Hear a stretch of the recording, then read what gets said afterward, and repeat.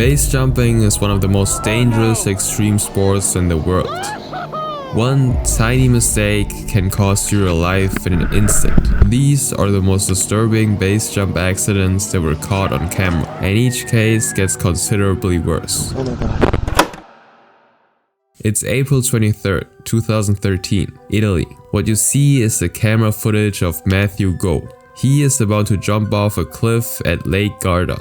Matthew is no beginner trying out his luck though. He's done this type of stunt 180 times before, with another 700 skydives on top of it, all within the time span of 3 years. He knows the risks, but also the process. Before actually jumping, he says one quick goodbye to his friend, and then steps off of the cliff. He free falls into the open air. The first few seconds go as planned. He performs a so-called track, a maneuver to maximize horizontal movement. He does everything in his power to move away from the rocks that are right beneath him. And then he pulls the parachute, the thing that is supposed to slow him down and keep him safe. But instead of a smooth deployment, the parachute twists on itself. When it finally inflates, it's backwards. And instead of slowing down, Matthew starts spinning out of control. The cliffside, which he was supposed to be far away from, makes impact with his legs. He's not sure if they're broken. He slams into it at full force and then continues to bounce off of rocks.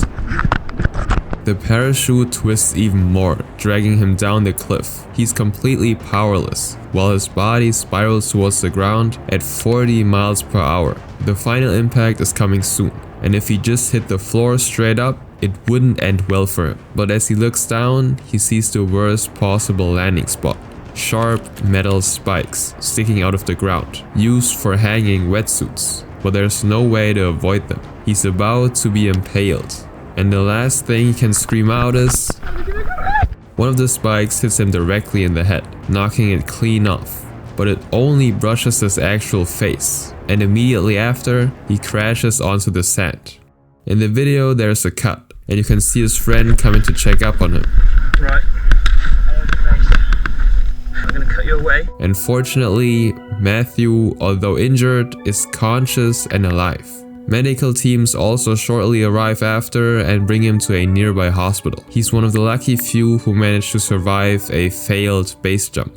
Jan Davis, however, didn't get away with just a few minor injuries. She's got problems, man. Base jumping, due to its highly dangerous nature, has been illegal in the Yosemite National Park, located in California, since 1980. But for years, base jumpers fought back, arguing that with the right equipment, it's no more dangerous than rock climbing. They're unjustified. Lose all this equipment. Yes. $2,000 fine. Yes. Is it worth it? Absolutely. I would go up right now and do it again for another $2,000. If I can free up this cliff for other jumpers to make the same jump that I just did. But nonetheless, the rules stayed the same. On October 22nd, 1999, Jan Davis, a seasoned base jumper, decided to prove that this very rule should be changed. She had over 800 jumps to her name, and her plan was pretty simple. Make a flawless, controlled descent to show that base jumping can be practiced without anybody being hurt. And that type of protest might get the news involved and eventually change the rules. Unfortunately, her actions proved the very opposite.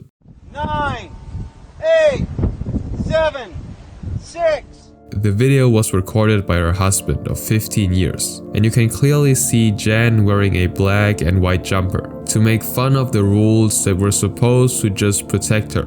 And after counting down, she jumps from the El Capitan, a massive 3,000-foot rock face in Yosemite. For the first few seconds, it's perfect. You can hear people celebrating, and she falls gracefully, controlled, and precise.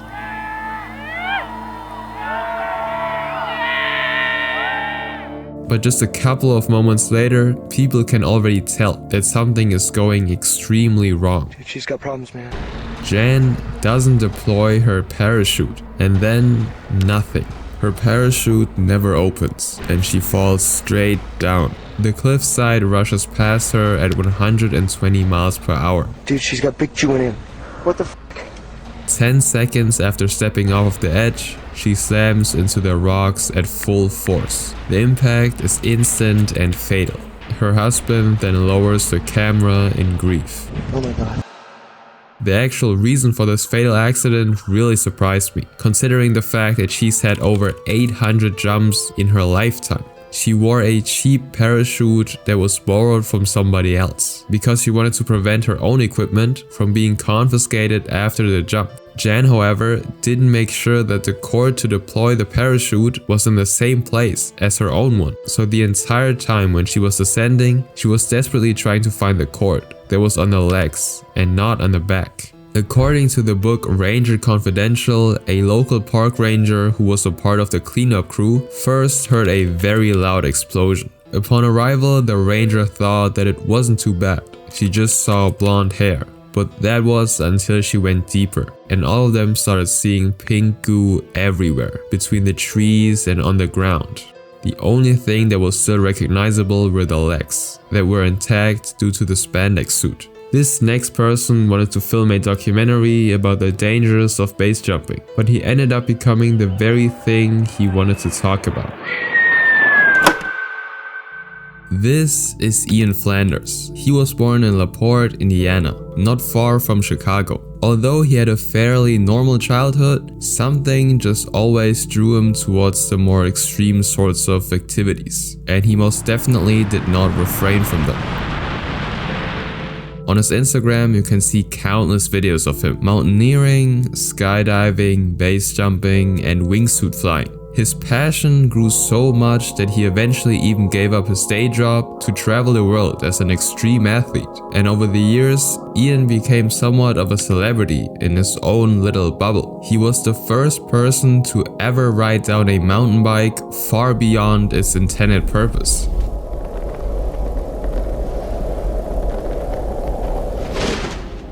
He rode it off a 400-foot cliff in Moab, Utah, with his friend and adopted brother, Matt Blank. As you can tell, they rode their bikes straight off the edge of a cliff, deployed parachutes mid-air, and then cut them away just seconds before landing. And then they just cycled away like it's nothing. Matt explained their passion for these activities by saying, "For us, it's not a choice. It's like breathing air." But these stunts would also be the very thing taking Ian's life just 1 year later. Ian Flanders died in a parachute accident in eastern Turkey.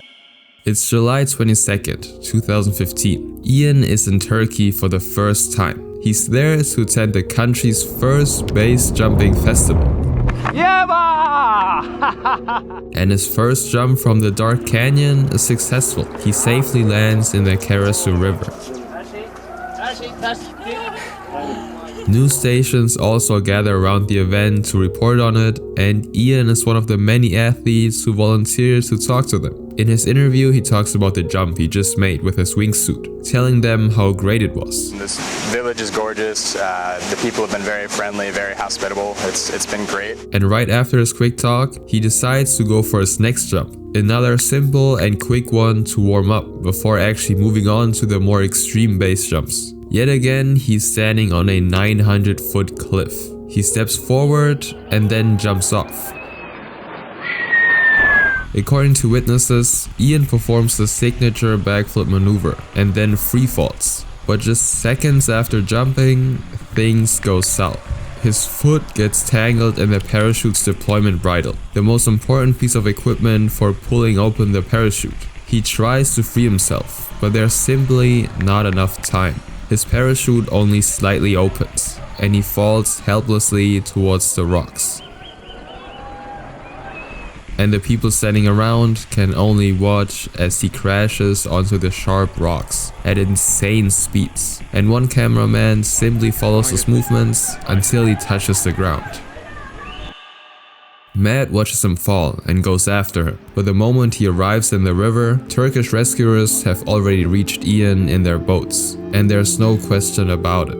Ian passed away on impact, doing what he loved. Now, for someone who was a seasoned professional at base jumping, this simple routine jump seems almost impossible to end his life, which makes his case just even more tragic. His friends described it like this: it was like a NASCAR driver surviving a dangerous race, only to crash on his way home. The event was halted after his passing, and Ian was never able to finish his documentary about the fatality of base jumping. This next person also lost his life in a matter of seconds because of one tiny mistake. It's January 27th. 2024, Pattaya, Thailand. What you see is 33-year-old Nathy Odinson standing at the edge of a 29-story building, preparing himself for yet another base jump. Good luck, brother. Originally from Cambridgeshire, England, Nathy turned his love for skydiving into his full-time job. He was a photographer at a skydiving center in North Lincolnshire and recorded a lot of the skydives and base jumps on his social media. He had over 500 jumps from all over the world, including America, Spain, New Zealand, the Philippines, and Thailand. But despite all this experience, on January 27th, none of it would matter. Eyewitnesses reported seeing a man fall to the ground after crashing through a tree. That night, Nathy climbed to the top of this 29-story apartment, and he had actually jumped from this exact building multiple times before, knowing that it was strictly forbidden to do so. A security guard called Kenneth Chansong saw him doing these jumps multiple times for his social media, and all of them went well, so he didn't necessarily mind nor probably care. Nathy is being filmed by his friend, and he first smiles and adjusts his equipment. He checks his parachute one last time and then turns on his own camera. Although happy, it seems like Nathy is a bit nervous about the whole thing, possibly because he knows that they might get caught at any moment. But he decides to go for it anyways. He counts down and then jumps. 3, 2, 1, see ya! Within just 3 seconds, the atmosphere changes completely. You can't really see anything, but you can definitely hear something hitting a tree and then landing on the ground, with a woman screaming right after. Oh! Nathy's parachute didn't open, and the same security guard who saw him do this stunt multiple times walks over. He first just thinks that a big branch fell down, but it doesn't take long until he figures out that it was a person that made this loud noise. Just like that, Nathy lost his life. A British base jumper has died in Thailand after his parachute failed to open as he plunged from a 29-story building. Looking back at the video, you can actually tell what was wrong. According to Nathy's brother, as Nathy was standing, he was holding a white mini parachute, which is called a pilot chute. It has a cord going to the main chute, which is also called the bridle. Normally, you would just throw the pilot chute into the wind flow, which would then deploy the main parachute in his back. This way, he would fall down safely without any injuries. But with Nathy's parachute, the bridle is routed through the harness, which means that there was never the chance for it to open the main chute. It was a simple user error. The equipment was also later checked by a professional, and according to him, it was in perfect condition. This next case is truly disturbing, considering the fact that everything was broadcast live. It's August 26, 2016, Krandersteg, Switzerland. Armin Schmieder, a 28-year-old Italian wingsuit pilot, stands on a mountain in the Alps. He's ready for his next wingsuit base jump. So, heute fliegt's mal mit. He's an experienced skydiver, but base jumping with his suit is fairly new to him. But today he decided to live stream it for everybody to see. He starts a Facebook Live, and slowly but surely people start joining in. During the stream, he first starts climbing into his red wingsuit and zips it up. He then puts on a pair of sunglasses and his helmet. He seems happy, excited even, to share his base jump with his viewers. Ey, Thor, fick dich einfach nur. And the moment he is fully in gear, he shows the people the view of the mountains and the path he is about to take. And he says this to all of them watching live. Aber ihr hört noch was. Ich stecke euch ein. One last time he smiles and waves goodbye and then puts his phone into his pocket. At this point you stop seeing what actually happens, but you can hear him talking. Aha, schön feucht alles. Offensichtlich ist kein Paraglider unterwegs. He makes a couple of jokes and then says, So Leute, viel Spaß. Bis gleich. For about 30 seconds after that, he braces himself for what is about to come, unfortunately not knowing the tragic ending of all of this. He counts down 3, 2, 1. and then starts flying. That was the last thing you can actually hear him say. After that, you can just hear the wind, which goes on for another 30 seconds or so, until you hear him only scream. And then everything goes silent. Comments slowly start coming in, such as write or say something. Are you okay? And according to the articles I've read, his mother and his brother commented during the live stream too. Where is he and what happened? But the only things you can actually hear now are the bells and the moos from the cows. His family calls emergency services, and they find Armin at the base of the mountain. He's gone. This next base jumper wanted to show off his skills during a live event, but it cost him his life in the process. Oh no!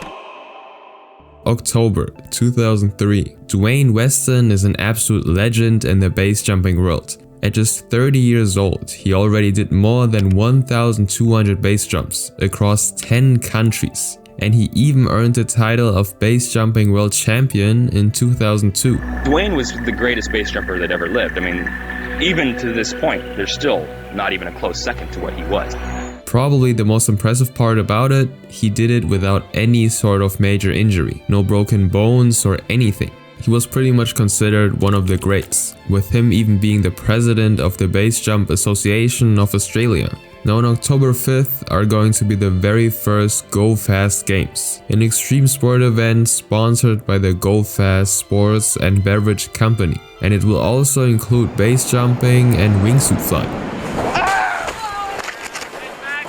They're going to hold the event at the Royal George Bridge in Colorado, and Dwayne was one of the people who was invited to actually perform, but he's not there to actually base jump. He's going to try wingsuit flying with Jeb Corliss, another very well-known jumper. Together, they're going to fly over and under the Royal George Bridge, with Dwayne flying above it and Jeb underneath. The entire event is filmed by a crew, and while they're both in a plane, Dwayne says this to Jeb. Well, Jeb, just remember, whatever happens, happens. I just kind of looked at him and was like, duh, I mean, really? I mean, I'm like, that's a weird thing to say. Why would you even say that to me? A thing that sounds really confusing. I mean, yeah, whatever happens does happen. But in hindsight, it sounds like Dwayne knew the risk he was about to personally take. I've been advised by my ground crew that it looks bad for a jump. They both eventually jump off the plane, and the bridge that they're slowly approaching is filled with people filming. They're about to witness a stunt nobody has ever done before. Right before Dwayne is actually about to pass the bridge, he slows himself down though. Instead of just flying above, he wants to be as close to the railing as possible to make it even more impressive. He wants to miss it by just a couple of feet. So he wanted to do something spectacular. He wanted to be close. Unfortunately though, he misjudges his trajectory. Instead of safely gliding over, he crashes into the railing at unimaginable speeds. The sound is absolutely horrifying. He hits the bridge so hard, it severs one of his legs instantly. You can hear the people on the bridge gasping at the moment of impact. Oh no! Oh man. His parachute deploys and his body spirals downward, hitting the rocky cliffs about 300 feet from the base of the bridge. Emergency teams rush to his side, but there's really nothing they can do. Dwayne Weston passed away in an instant, an incredibly tragic event that traumatized tens of thousands of people. And I think Jeb Corliss's last sentence in this interview sums it up pretty well. He wanted to go over the railing by like 5 feet or something. But 5 feet? I mean, come on. I mean, that's just unrealistic. Almost all of these accidents have been caused because of some sort of human error. But this next one is just sad. There was nothing he could have done to save his life. He knows there is a risk, but this is just another flight, and it turns out to be his last. 40-year-old Victor Kovacs is in China. It's October 8th, 2013. And he's not just a veteran at base jumping, but also wingsuit flying and skydiving. So my name is Viktor Kovács, I'm a Hungarian base jumper. Normally I'm a wingsuit flyer. And he's not actually just some guy who does it as a hobby. He's a 3-time Hungarian national champion at wingsuit flying. And today is his trial flight for the upcoming World Wingsuit Championships hosted by Red Bull. The official event will be held in just 3 days, so he has to make this jump. He needs to jump from the Tianmen Mountains 2,300 foot cliff and fly down with his wingsuit. For pros like him, it's nothing out of this world. Just a year prior, this kind of stunt was already done, so he doesn't seem particularly nervous. And a couple of guys actually just jumped before him. At exactly 2:51 PM, Victor takes a step forward and he jumps off of the platform with other athletes and crew watching. His only goal now is to arrive at the designated landing stop. For quite a while the camera follows him and it just seems like he's flying through the air like every other wingsuit jump. But just before he's supposed to touch down at the landing spot, he doesn't just lose control, but his parachute simply doesn't open. He pulls it and nothing is happening. Kovács appeared to lose control as he approached the landing spot and his parachute failed to open. The video loses sight of him as he eventually vanishes into the trees, and all the people watching are wondering if he's fine. At this point, the event organizers decide to call for help. Nearly 200 rescuers, including firefighters and police, rush to actually look for him in the remote valley beneath the cliffs. And even though they look for him the entire day, they simply can't find him. It's not until the very next day that they find his remains. Kovács' body was found on Wednesday morning at the foot of a cliff in Tianmen Mountain National Park in Zhangjiajing City. His skull fractured on impact, and his parachute really never opened. He passed away on the spot. Until now, nobody's really sure what actually happened to him. But the most likely cause is that there was a malfunction in the parachute system itself. The organizers then issued a statement after his tragic discovery, saying that we are deeply saddened by Viktor Kovács' passing, and our thoughts and prayers go out to his parents and friends during these difficult times. The event was called off completely. All of these accidents are incredibly tragic, but every single kind of sport has them, such as this one.